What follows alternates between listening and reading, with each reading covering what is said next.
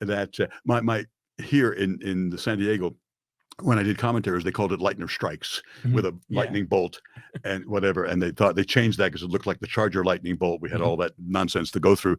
But I started that in Hartford, Connecticut.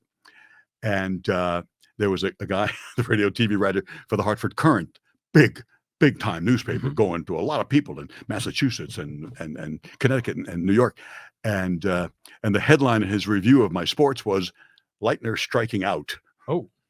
And I thought, this is not good. This is not good. And those devastate you. They Oh, devastate yeah. you. And then someone says, "You're terrific. I would never go to the bathroom Mhm. during your sports." And you kind of The just ultimate compliment. right, the ultimate compliment. I would never do that. And you dismiss that. But the one that nails you like that, Yeah. Bette Midler, who I think has one of the great voices of all time. Oh, yeah. She acts kind of crazy and all that stuff, but she is something else. You hear her sing The Rose, and if you're not crying, you're not listening. You're not paying attention. She had a review. I forget what play she was in or whatever it was, or a concert. This guy took her apart. And it was her and her chubby cheeks and her chipmunk teeth and her this and that and her obnoxious. She didn't leave the house for a year. Really? She was so devastated. She could not face the public. She couldn't, and everybody would tell her the same thing. This guy's a yutz. Mhm. He doesn't have your talent. He would give his left, you know what, to have your talent. I don't mean arm, Mhm. to Yeah. have your talent Yeah. and be Bette Midler or the male version of Bette Midler and have millions of dollars and live in Beverly Hills like you do. Don't you understand? He doesn't have talent. He just looks at talent and tells people about it.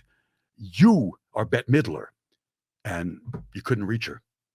She Wow. could not leave the house. So it's a lot of criticism, and I got a lot of it because I did it like nobody else had done it in those different markets in Hartford and in Philadelphia and in San Diego.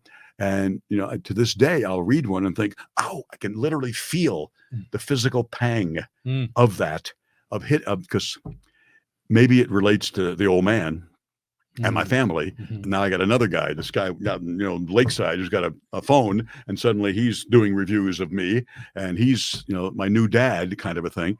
It hurts. But if you don't want the privilege of what we talked about, meeting all these wonderful people and seeing all these great ball games and doing the play-by-play, shut up, get out.